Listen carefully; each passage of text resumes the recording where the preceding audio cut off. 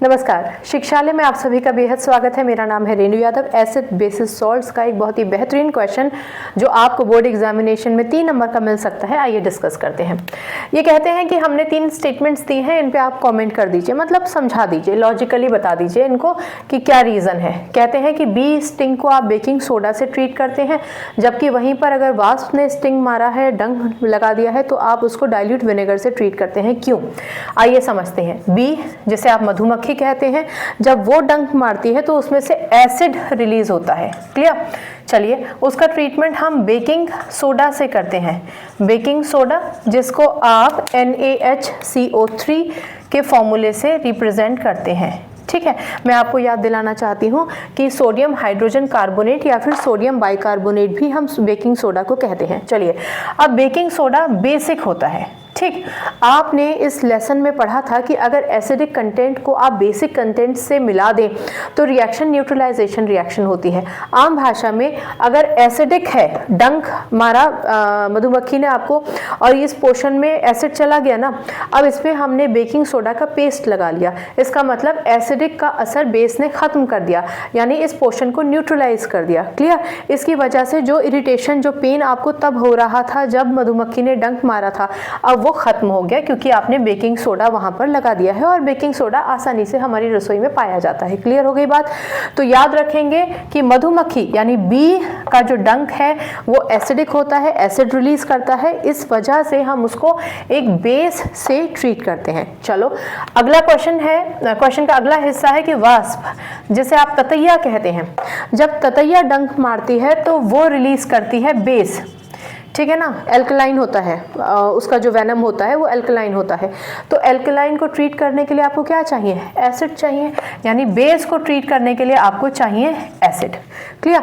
इसलिए हम विनेगर का इस्तेमाल करते हैं। अब विनेगर एसिड कैसे है, अगर आप ये भूल गए हैं तो याद रखिए कि 4 to 8% ऑफ एसिटिक एसिड, ठीक है, पूरा एसिटिक एसिड नहीं, एसिटिक एसिड यानी कि CH3COOH, 4 to 8% एसिटिक एसिड में आप बाकी का पानी मिला दीजिए। अगर 4% एसिटिक एसिड लिया है यानी कि 96% वाटर हो गया, और अगर 8% एसिटिक एसिड लिया है इसका मतलब 92% वाटर हो गया।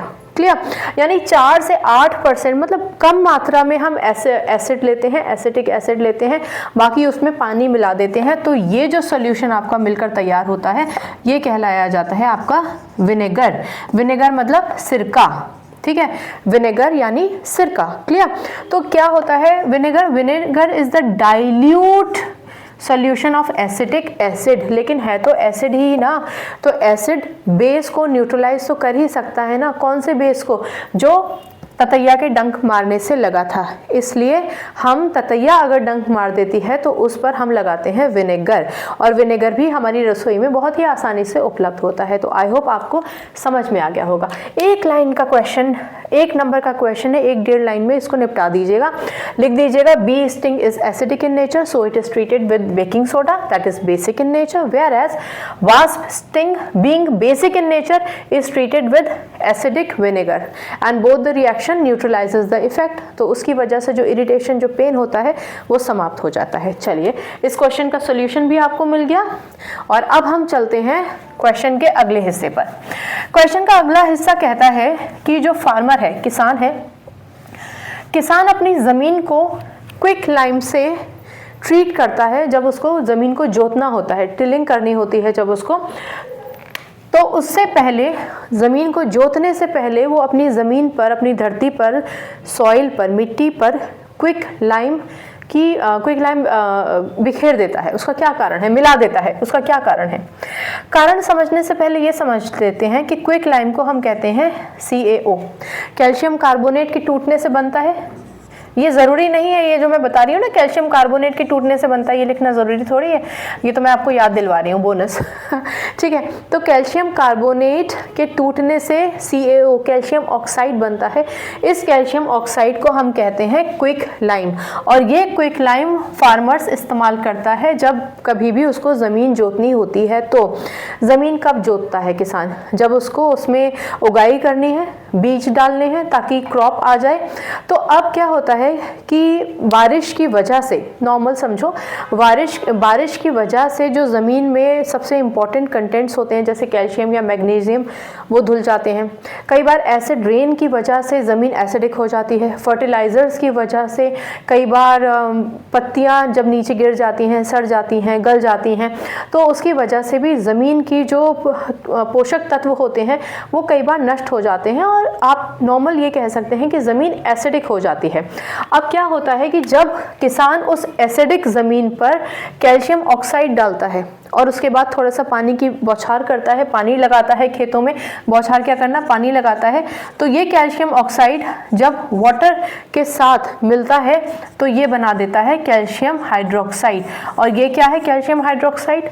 OH देखते ही समझ जाओ कि ये बेस है, ठीक है ना। तो इसका मतलब कैल्शियम ऑक्साइड अगर पानी के कांटेक्ट में आएगा तो बेस बना देगा और अल्टीमेटली बेस जितना भी एसिडिक कंटेंट है ज़मीन में उसको न्यूट्रलाइज कर लेगा, जिसकी वजह से जब फार्मर उसमें बीज डालेगा तो बढ़िया क्रॉप उग कर आएगा। क्लियर? तो अल्टीमेटली इसका आंसर क्या होगा? आंसर ये होगा कि due to different reasons, natural reasons and due to the use of fertilisers, acid rain, the soil becomes acidic. To neutralize the effect of acid, farmer uses quicklime, calcium oxide, जिसे हम quicklime बोलते हैं। ठीक है, मैं आपको एक बार याद दिलाना चाहूँगी कि ये जो कैल्शियम हाइड्रोक्साइड है ना, इसी को हम स्लेक्ड लाइम भी कहते हैं। ठीक है ना, इसी को हम स्लेक लाइम भी कहते हैं, इसी को हम कैल्शियम हाइड्रोक्साइड भी कहते हैं। इस इक्वेशन का यहाँ पर एज सच यूज़ नहीं है, नहीं लिखोगे तो नंबर कटेंगे नहीं, लेकिन आपको पता होना चाहिए। समय है, लिखना चाहते हैं तो लिख दीजिए, वैसे मेरे हिसाब से आपको एज सच ज़रूरत तो नहीं पड़ेगी। इतना समझ में आ गया? चलो आगे बढ़ते हैं। ठीक, मैंने मेन प्रोडक्ट आपको बना के दिखाया था, अब हम आगे बढ़ते हैं। Ancient sculptures and marble structures are conserved by treating with certain chemicals. ऐसा क्यों होता है? स्कल्पचर्स का मतलब है जो मूर्तियां बनती हैं, ठीक है ना, उनको आप स्कल्पचर्स कह सकते हैं, कलाकृतियां जो बनाई जाती हैं स्कल्पचर्स। और मार्बल स्ट्रक्चर्स का सबसे बेहतरीन एग्जांपल जिससे आप कनेक्ट कर पाएंगे जैसे कि ताजमहल। तो ये कहते हैं कि जो एंशिएंट स्कल्पचर्स होते हैं और जो मार्बल के स्ट्रक्चर्स होते हैं उनको कुछ केमिकल से ट्रीट क्यों किया जाता है? समझिए, एसिड रेन तो है ही, पोल्यूशन भी है ही, और इसके अलावा भी अगर बहुत समय तक मार्बल का या एंशिएंट स्ट्रक्चर रह जाते हैं तो उनके ऊपर फंजाई आ जाता है, जिसे आप फंगी भी कहते हैं, मॉस आ सकता है, बैक्टीरिया ग्रो कर सकता है, उसके ऊपर एक परत जम सकती है और कुछ डैमेज होने लगता है या फिर एक करोजन आ जाता है। तो इन सब चीज़ों को ख़त्म करने के लिए हम कुछ केमिकल्स का इस्तेमाल करते हैं। उन्होंने आपसे नहीं पूछा है कि कौन से केमिकल्स हैं, पर मैं आपको बता देती हूँ। एक तो अमोनियम कार्बोनेट, इसका इस्तेमाल कर दिया जाता है, ठीक है। बेरियम हाइड्रोक्साइड का इस्तेमाल किया जाता है, ऑलराइट, और लाइम वाटर का भी इस्तेमाल किया जाता है, लाइम वाटर का भी इस्तेमाल किया जाता है, राइट। तो ये आप याद रखेंगे,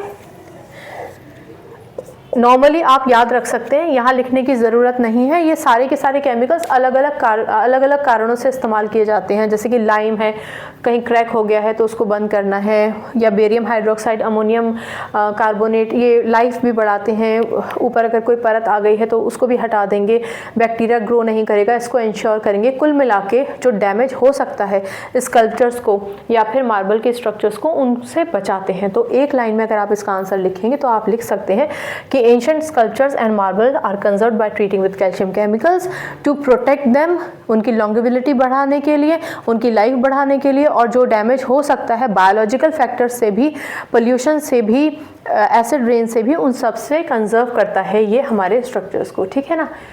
ओके, हम कुछ भूल तो नहीं रहे हैं? बेकिंग सोडा का फॉर्मूला मैंने आपको बता दिया था, ओके, न्यूट्रलाइजेशन मैंने आपको बता दिया, क्विकलाइम मैंने आपको बता दिया, ओके। इसके अलावा ये भी हमने डिस्कस कर लिया है। अगर इसमें कोई दिक्कत तो नहीं है? Calcium lime water calcium hydroxide होता है ना, ठीक है, ऐसे ही बोनस याद रखिएगा, राइट। तो ये एक छोटा सा लेक्चर था, आई होप आपको समझ में आया होगा। कोई कन्फ्यूजन है तो पूछ लीजिएगा। बाकी केमिस्ट्री से अपनी केमिस्ट्री अच्छी बनाइए, शिक्षा ले आइए और एग्जामिनेशन में घबराने का नहीं है, अच्छे से एग्ज़ाम दीजिए, अच्छा ही होगा। अपने आप में आप श्योर रहिए और हर एक चीज़ के साथ अपना कंसंट्रेशन लेवल बिल्कुल हाई रखिएगा, घबराने की बात नहीं है। बेस्ट ऑफ लक, नमस्कार।